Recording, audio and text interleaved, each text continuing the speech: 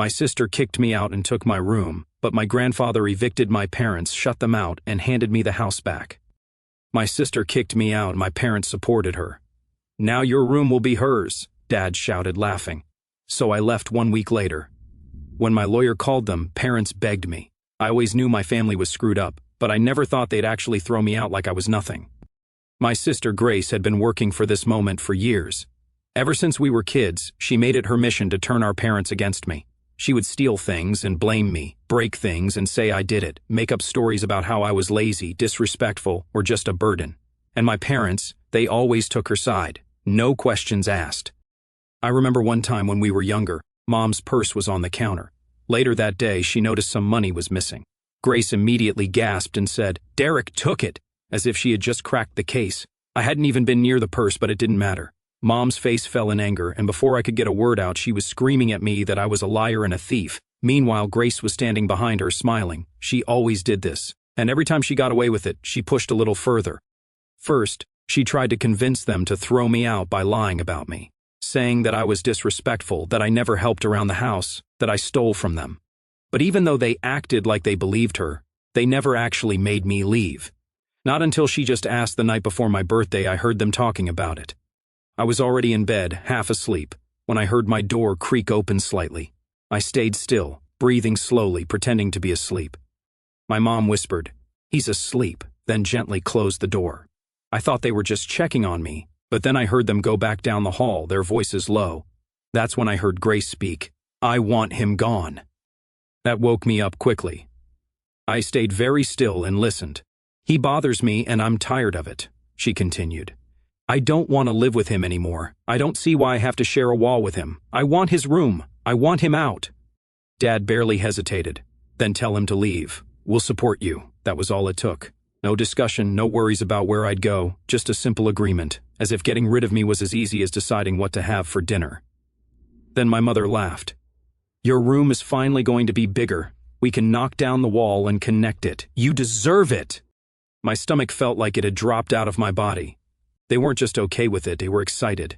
I lay there staring at the ceiling, my heart pounding. I wasn't even angry at that moment, just numb. I guess part of me had always hoped, foolishly, that deep down they cared about me, that maybe one day I'd do something right in their eyes. But this? They didn't even hesitate. I didn't sleep much that night. The next morning, I sat at the breakfast table, waiting for them to say it. They thought I had no idea what was coming. Grace took her time, scrolling through her phone, eating her toast, dragging it out like she was savoring the moment. Finally, she looked at me with that smug little grin and said, "You should start packing. We've decided it's time for you to leave." I looked at my parents. Dad was drinking his coffee like nothing was wrong. Mom was focused on her phone like it was just another morning. She finally looked up at me. "It's for the best. Grace deserves more space. She's a wonderful daughter, and she deserves it. She's earned it," as if I were something she had worked hard for. Grace smiled. "So, you'll be gone by tonight, right?" I didn't say anything for a few seconds. I just looked at her, trying to understand what I had done wrong, besides being born. I swallowed hard. "Yeah." Grace beamed like she had just won an award. I packed my things that night. Not that I had much. Just some clothes, my phone charger, and what little money I had saved. It was just enough for a cab. I could hear them laughing in the living room as I stuffed my life into a bag. When I stepped outside, I didn't even get a goodbye. Dad just slammed the door behind me. I stood there for a second, staring at the house I grew up in. Then I turned and walked away. I knew exactly where I was going, to Grandma and Grandpa's house. I walked to the end of the street and hailed a cab. I had just enough money to get to my grandparents' house. They lived about 30 minutes away, and I spent the whole ride staring out the window, trying not to think about the fact that my own parents had just thrown me away like garbage. When I finally got there, it was late. I stood at their door for a second before knocking, suddenly feeling stupid. What if they didn't want me either? What if I had no place to go? A few seconds later, my grandmother opened the door. She was wearing her robe, her face full of concern. "Derek?" I tried to say something, but my throat tightened. She pulled me inside without another word. "What happened? What are you doing here so late?" I swallowed hard. Mom and Dad kicked me out. Her eyes widened. "They what?" So I told her everything. How Grace had always been against me, how she finally convinced them to get rid of me, how they didn't even hesitate.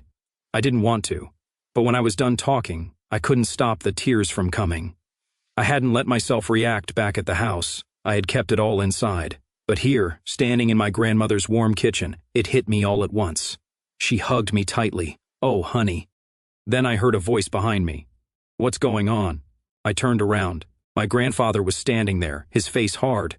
He had always been a quiet man, the kind of guy who didn't talk much, but when he did, people listened. I quickly wiped my face. Mom and Dad kicked me out. His jaw clenched. They did what? Grandma told him everything I had just told her. As she spoke, his face grew darker and darker. When she finished, he sat down at the table and was silent for a moment. Then he said, "And where exactly do you think they got this house?"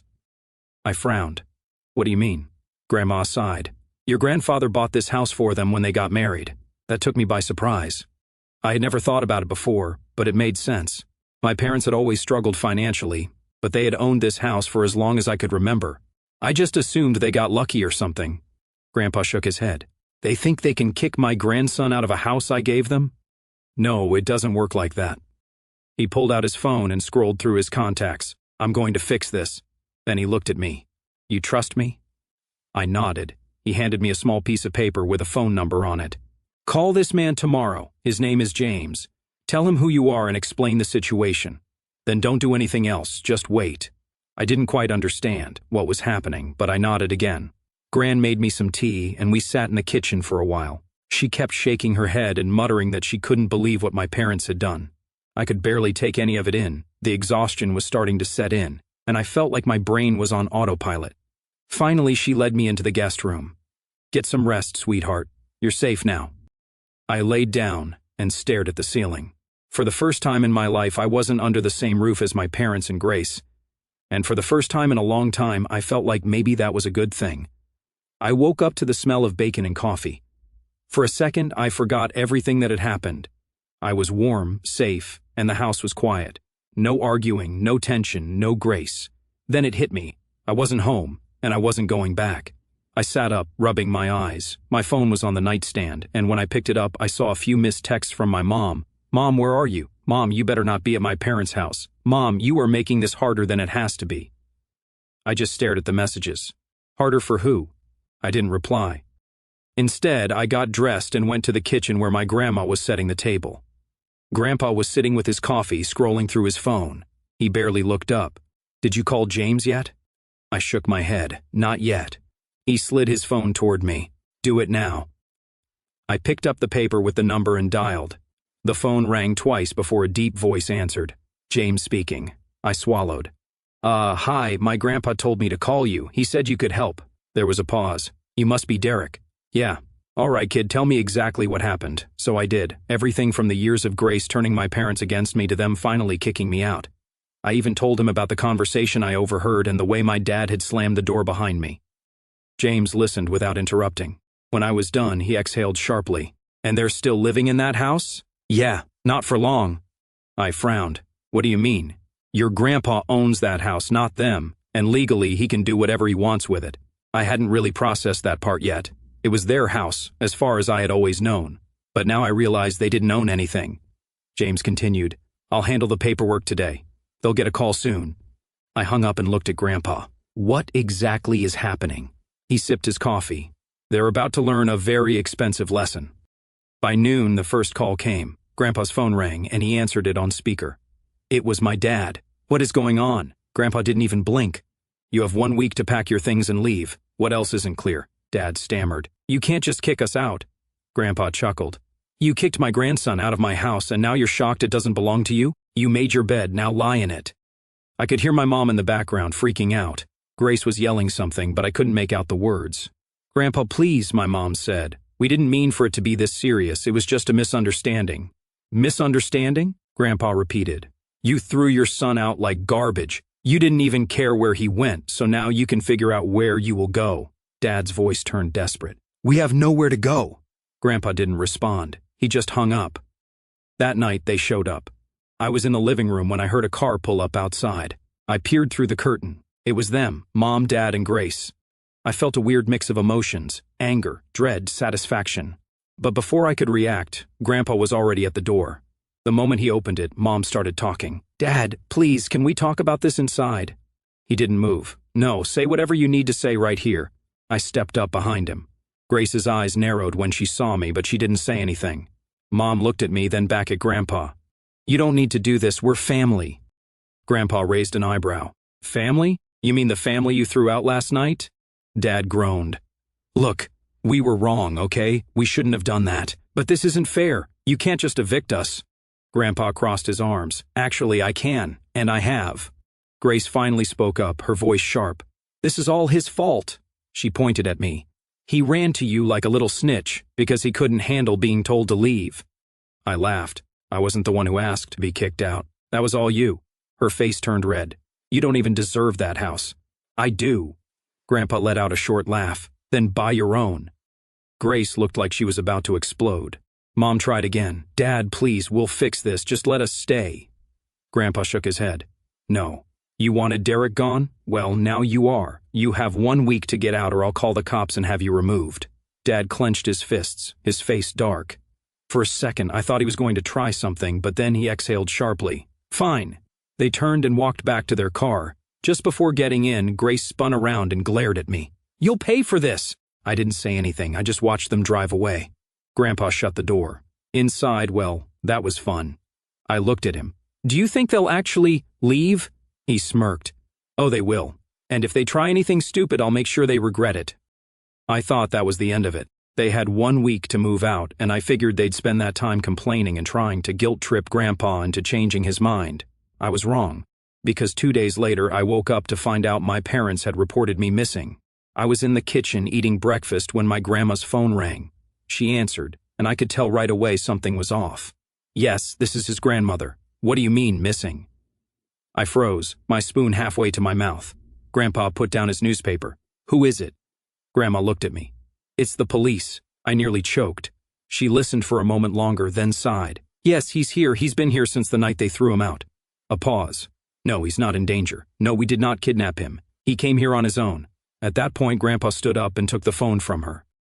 Officer, let me make something clear. My own daughter kicked this boy out with nothing but the clothes on his back. He had nowhere to go, so he came to his grandparents' house, which, by the way, I own. Now, if you want to investigate something, maybe start with why they abandoned their son in the first place. The conversation didn't last much longer. Grandpa was calm but firm, and by the end of it, the officer apologized for the confusion and promised to close the case. The second Grandpa hung up, my phone started buzzing. Mom, I ignored it. 1 minute later, a text came through. Mom, you've made this worse than it needed to be. The cops were just here. Come home and fix this. I laughed out loud. Come home? Were they serious? Grandpa shook his head. They're trying to cover their asses. They probably realized how bad it looks that they kicked you out, and now they're panicking. I thought that was the end of it. I was wrong again. That night, they broke in. I was lying in bed, scrolling through my phone, when I heard a noise downstairs. At first, I thought maybe Grandma had left a window open or something, but then I heard voices, low, urgent whispers. I sat up, my heart pounding. Then I heard the sound of the back door unlocking. I jumped up and ran to Grandpa's room, shaking his shoulder. Someone's in the house! His eyes snapped open, and within seconds he was up. He grabbed something from his nightstand, I didn't see what, and motioned for me to stay behind him. We crept down the hallway toward the kitchen where the sound was coming from. Then we saw them, my parents and Grace, standing in the dark, right inside the back door. Grace saw me first. Oh, look, the little snitch is awake. Grandpa flicked on the light. What do you think you're doing? Dad didn't even flinch. We came to talk. Through the back door? Grandpa's voice was ice. Mom crossed her arms. You weren't answering our calls. We had no choice. Grandpa scoffed. Breaking and entering was your only option? Dad ignored him and looked at me. Derek, enough. Pack your stuff. You're coming home. I stared at him. You kicked me out, remember? Mom stepped forward. We made a mistake, okay? We were upset and we acted too fast. But we've thought about it and we've decided you can come back. You just have to apologize to Grace. I almost laughed. Apologize for what? Grace smirked. For causing all this drama. I was speechless. Grandpa wasn't. Get out! Dad glared at him. You can't keep him here. Grandpa tilted his head. My house, my rules, and I'm done playing nice. That's when I saw what he had grabbed from his nightstand. A gun. He wasn't pointing it at them, but he didn't have to. Just holding it was enough. Grace's smirk vanished. Mom took a step back. Dad clenched his fists. Grandpa's voice was calm. I've given you every chance to walk away from this with some dignity, but if you don't leave right now, you're going to find out exactly how serious I am." No one moved. Then Dad exhaled sharply. "Fine." They turned and left through the back door, but just before leaving, Grace glanced at me. "This isn't over." Then they were gone. Grandpa locked the door behind them, double-checking it. He turned to me. "They try something like this again, I'm calling the cops." The next morning, Grandpa called. I was still on edge from what had happened the night before. Every little sound made me jump, and I kept checking the windows as if I expected my parents and Grace to come back. I was sitting at the kitchen table, staring at my untouched plate of eggs, when Grandpa walked in with his coffee and phone in hand. He didn't even look at me. Time to end this for good. He dialed the number and put the phone on speaker. After a few rings, my father answered. "Hello?" Grandpa didn't waste any time. "You listen to me, and you listen good. You're going to pack up and leave this house by the end of the week, just like I told you, and you're not going to bother Derek ever again." Dad scoffed. "Or what?" Grandpa leaned back in his chair, completely calm. "Or I rewrite my will." Silence. Then Mom's voice came over the phone. "You wouldn't!" Grandpa chuckled. "Try me." I stared at him, confused. "What does that mean?" I whispered. He covered the phone and looked at me. "It means I was going to leave them something when I died, but now not a damn dime." Dad's voice was tight. "You're bluffing." "You think so?" Grandpa replied. "I have my lawyer on speed dial. I can have everything changed by the end of the day. That house you live in? Gone. Every last dime I've set aside for you? Gone. And guess who gets everything?" He looked at me. It took me a second to process what he was saying. Grandpa wasn't just kicking them out, he was cutting them off completely. Mom's voice came back, full of panic. "Dad, please, we made a mistake. You can't just disown us for that." Grandpa raised an eyebrow. "Oh, like you disowned your own son?" Dad tried a different approach. "Okay, fine, we'll leave the house, but you don't have to be so extreme, Dash." "I do," Grandpa interrupted, "because I know you too. You're never going to stop trying to manipulate him. You'll keep scheming, keep twisting things, keep making his life miserable. Well, not anymore. You burned that bridge. It's gone." Grace finally spoke up. "So what, you're giving him everything?" Grandpa smiled. "That's right, the house, the money, everything. It's Derek's now." I almost dropped my fork. "Wait, what?" Grandpa just nodded. "You heard me. You're staying here. This is your home now." Dad was furious. "You're seriously giving everything to him over us?" Grandpa sighed like he was bored. "Yep." Grace lost it. "That's not fair." Grandpa let out a sharp laugh. "Neither is life." "Get over it," Dad muttered under his breath. Mom sounded like she was crying. Grace kept screaming in the background, but Grandpa was done. "You have until the end of the week," he said. "If you're not out by then, I'm calling the cops." Then he hung up. I sat there speechless. Grandpa took a sip of his coffee. Well, that was fun. And that was it. At the end of the week, my parents and Grace packed up and moved into a rented apartment. Grandpa made sure they knew there was no coming back. I expected them to try something, another trick, another stunt, but they didn't. I think they finally realized there was nothing left for them to take. Grace sent me one last text before she blocked me. "Grace, enjoy the house, loser. I hope it was worth losing your family." I didn't reply because for the first time in my life I actually felt like I had a family.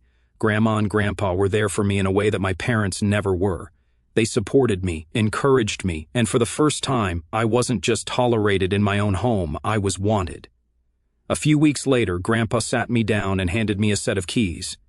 "You belong here, boy," he said. "This house is yours now." I stared at him, completely overwhelmed. "Are you sure?" He nodded. "I've never been more sure of anything." And that was that.